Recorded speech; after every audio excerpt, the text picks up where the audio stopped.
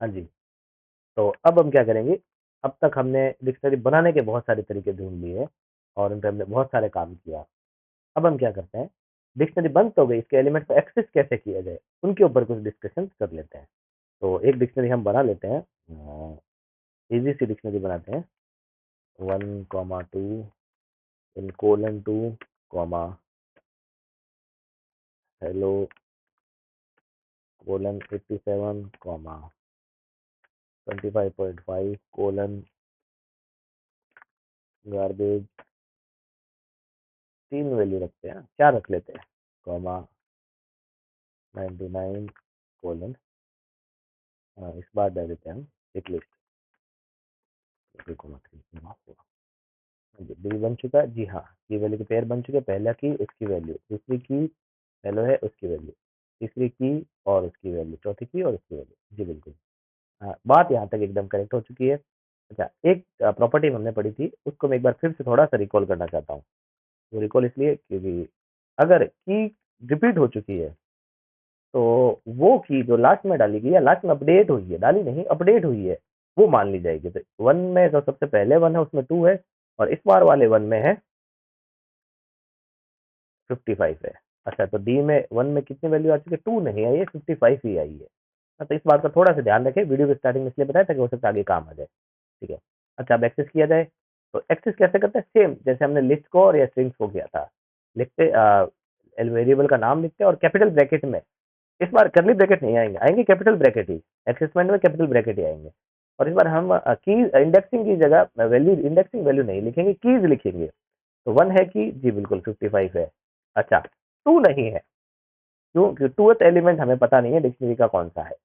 तो first element ये हो सकता था, सेकंड एलिमेंट ये पता नहीं है सर, फर्स्ट कौन सा है सेकंड कौन सा है। अच्छा, क्यों पता नहीं है सर, क्योंकि इस तरीके से स्टोर ही नहीं होती है, एक की बनती है मेमोरी में। इसको समझाने के लिए मैं आपको थोड़ा सा समझा दूं कैसा होता है ये काम। ऐसा, ये बनती है ऐसे, अगर आपने एक की बनाई है तो पहली की बन गई, फिर दूसरी बन गई, फिर तीसरी की बन गई, फिर चौथी की बन गई। अच्छा, उसके बाद में इसको अच्छा वैल्यूज भी बना देता हूँ। इस की जो वैल्यूज होती है वो कैसे स्टोर होती है वो बता देता हूँ, 2, 3, 4, और अब इसको हटा दिया। हाँ, तो अगर पहली की आपने डाली है 1, दूसरी की आपने डाली है 2, तीसरी की हेलो, चौथे की 25.5। अच्छा, इनकी जो वैल्यूज होती है वो इस तरह से स्टोर नहीं होती है कि 1 के सामने इसकी पहली ना, इस बात की कोई नेसेसिटी नहीं है। हो सकता है ये 1 सिर्फ सिर्फ इशारा करता है कि मेरी वैल्यू यहाँ है, जैसे हमने लिस्ट की डिक्लेरेशन में मैंने आपको समझाई थी कि इनकी मेमोरी लोकेशन कैसी होती है, कि भाई सिर्फ ये मेमोरी पॉइंटर को होल्ड करता है, उसी तरह से यही काम करता है कि पहला एक जगह है, दूसरी हो सकता है कहीं और हो, तीसरी इंडेक्स का एलिमेंट हो सकता है कहीं और हो, चौथी एलिमेंट का इंडेक्स हो सकता है कहीं और हो। तो इस तरह से इनकी इंडेक्सिंग और वैल्यू चल सकती है, तो पता नहीं होगा कि वैल्यू कहाँ है, हो सकता है कहीं और हो, सेकंड इंडेक्स की कहीं और, थर्ड वैल्यू की कहीं, थर्ड की कहीं और हो, फोर्थ की वैल्यू कहीं और हो। तो सारे एलिमेंट इस तरह से जम्बल रहता है। अच्छा, इस तरह से रहते हैं, इसीलिए क्या होता है, यहाँ पर हम इंडेक्सिंग से काम नहीं कर सकते, क्योंकि डी ऑफ जीरो की वैल्यू कहाँ होगी, सामने वैल्यू में भी जीरो पहले प्लेस पे हो, इस बात की नेसेसिटी ही नहीं है। हो सकता है कहीं और हो तो वैल्यू गलत आ जाएगी, तो हम क्या कर सकते हैं, इंडेक्सिंग से इसे एक्सेस नहीं कर सकते। मुझे यहाँ पर की ही डालनी पड़ेगी, वैल्यू डालूंगा तो बता देगा सर इस टाइप की मुझे तो नहीं मिली है। अच्छा, है भी नहीं, क्योंकि डी में कीज कौन सी है, 1 है, हेलो है, 25.5 और 99 है। तो वैल्यू डालूंगा तभी का, कीज डालूंगा सेम तभी काम चलेगा, हेलो और डालें तो हाँ 87, हेलो की नाम की के सामने वैल्यू कितनी 87 है, तो आ चुकी है। डी ऑफ 99 क्या है सर, डी ऑफ 99 खुद एक लिस्ट है जी, बिल्कुल करेक्ट है। डी ऑफ 99 से लोकेशन पे नहीं है, डी ऑफ 99 एक की है, उसकी वैल्यू क्या है, ये एक पूरी लिस्ट है सर। जी बिल्कुल, यहाँ तक बात क्लियर है। हाँ जी बिल्कुल बिल्कुल क्लियर है। अब क्या करता हूँ मैं, वैल्यू मैंने असाइन कर ली है। अब हाँ, अब मैं क्या करता हूँ, इसके सारे एलिमेंट्स को प्रिंट करने की कोशिश करता हूँ। सर ये तो हो ही रहे, डी लिखते नहीं, ऐसे नहीं, मुझे सही फॉर्मेट में प्रिंट करना, तो प्रिंट कर दिया भाई डी को, इतनी तो बात है जी, नहीं ऐसा काम नहीं होगा।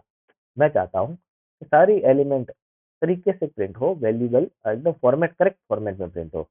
तो करेक्ट फॉर्मेट के प्रिंट होने के लिए मुझे इसके कीज और वैल्यूज को एक एक करके सबको एक्सेस करना पड़ेगा। अच्छा, जब सबको एक्सेस करने की बात आती है तब हम क्या यूज करते हैं, हम सर लूप यूज करते हैं। फॉर आई इन रेंज नाम का लूप हमने यूज किया था। यहाँ पर लेन ऑफ हम लिखते थे, फॉर एग्जाम्पल डी है तो डी लिखते थे और प्रिंट करते थे हम डी ऑफ आई, इस तरह से कुछ काम करते। पर ये प्रोग्राम हम यहाँ नहीं करने वाले हैं। क्यों नहीं करने वाले?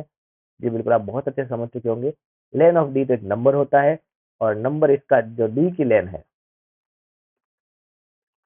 वो क्या 4 है, तो आई में वेरिएबल में कौन कौन सी वैल्यू जाएगी, 0 1 2 और 3 जाएगी। अच्छा, डी ऑफ आई क्या है? क्या डी ऑफ आई में, मतलब डी ऑफ आई में कभी जीरो भी जाएगा? तो क्या डी ऑफ जीरो एग्जिस्ट करता है? जी करता ही नहीं है। तो जब करता ही नहीं है तो इस डी को हम कभी प्रिंट कर ही नहीं सकते index for loop for I in range वाले तरीके से। तो कैसे कर सकते हैं हम? एनहांस लूप से जरूर कर सकते हैं।